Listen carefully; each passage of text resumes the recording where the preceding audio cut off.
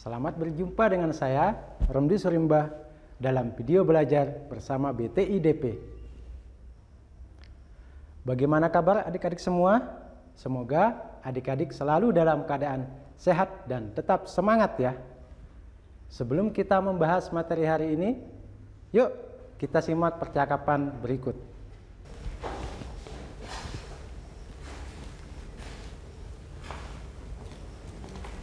Hai, kok kamu kelihatan bingung itu sih? Kenapa? Ini nih ada 2 buku pelajaran yang judulnya sama, tapi kok covernya beda ya? Padahal kan isinya pasti sama. Eits, jangan keliru. Don't just book from its cover. Semua cover ini didesain sesuai proporsi dan kesatuan materi dengan gambar. Ingat prinsip-prinsip pada pembuatan layout. Oh iya ya, kan ada prinsip-prinsip dalam desain. Maaf ya, saya lupa. Nah, teman-teman, agar mudah memahami prinsip-prinsip pada desain tata letak, yuk simak video pembelajaran kali ini.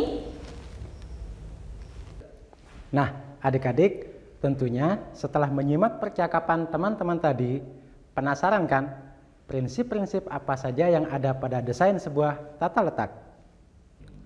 Prinsip-prinsip tata letak atau layout yang dimaksud adalah proporsi, keseimbangan, kontras, irama, dan unity.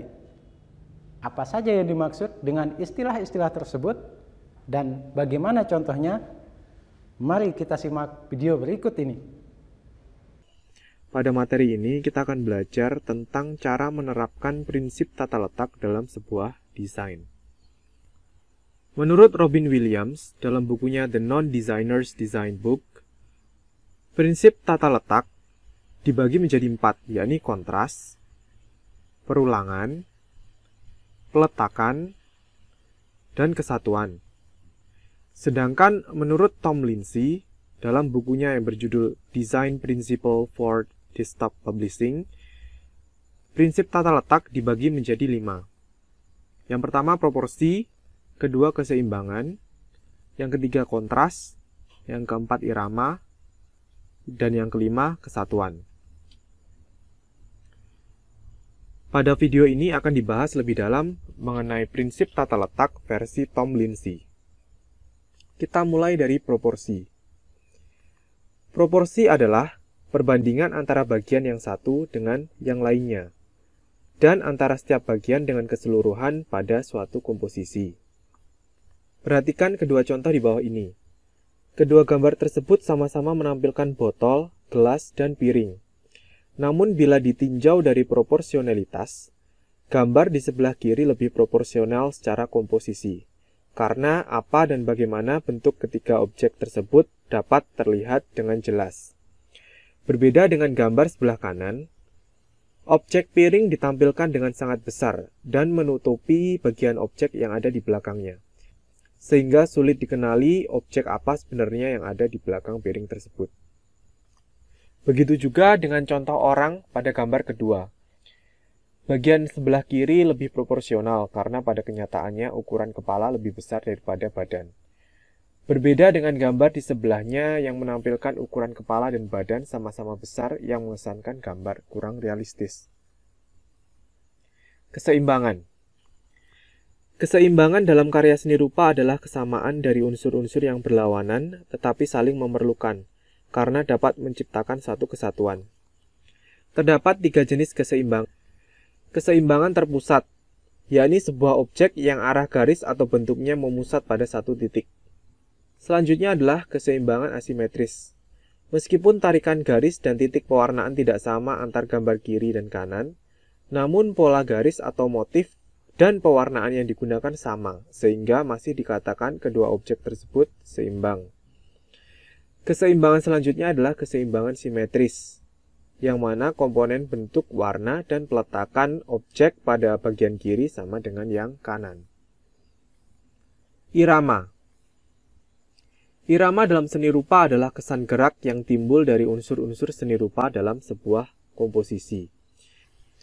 Irama dapat dibentuk dengan pengulangan, pergantian, perubahan ukuran, dan gerak mengalun.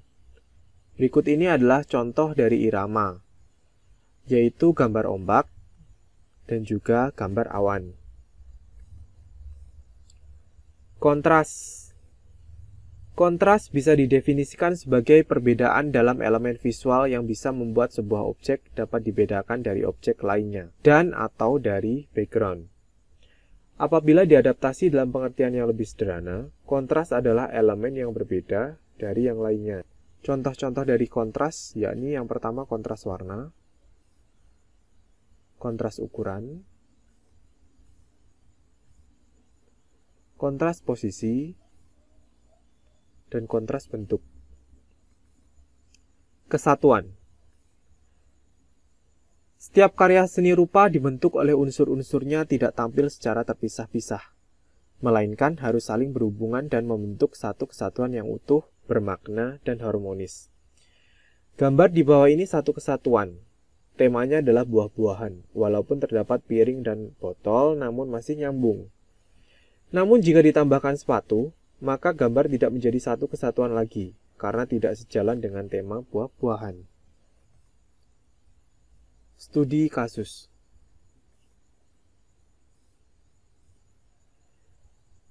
Berikut ini adalah gambar kartu ucapan Hari Raya Idul Fitri.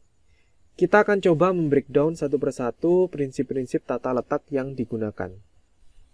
Yang pertama dari proporsi.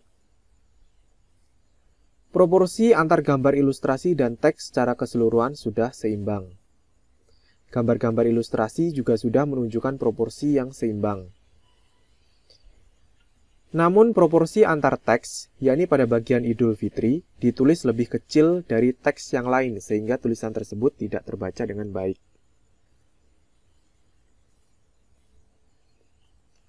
Lalu dari sisi keseimbangan, porsi area ilustrasi dan area teks hampir sama, sehingga bisa dikatakan bahwa gambar tersebut sudah seimbang. Aspek berikutnya adalah irama. Irama pada gambar ditunjukkan pada kalimat maafkanlah lahir maupun batin, yang ditampilkan dalam bentuk gelombang. Mata pembaca dipaksa bergerak mengikuti bentuk irama atau gelombang tersebut ketika membaca teks. Kontras. Yang pertama dari sisi kontras warna. Teks Idul Fitri berwarna hitam, sementara background di belakangnya berwarna gelap, sehingga teks tersebut sulit dibaca. Kontras posisi dan kontras ukuran sudah sama seperti pada aspek proporsional.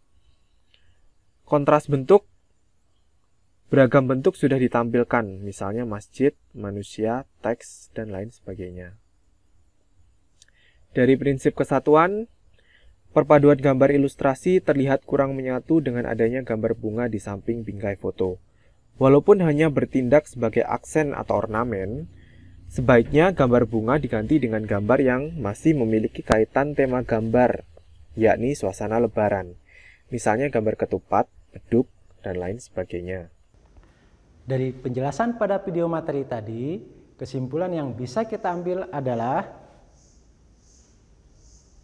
di dalam sebuah desain tata letak atau layout, hendaknya kita memperhatikan gambar, teks caption dari pesan yang ingin kita sampaikan dengan warna atau kontras yang sesuai sehingga tercipta kesatuan yang proporsional agar dapat menarik daripada si pembacanya.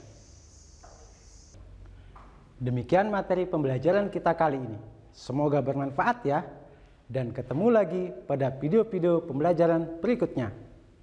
Tetap semangat dan jaga kesehatan. Dikbud NTB, saya bisa, hebat, dan luar biasa. Sampai jumpa.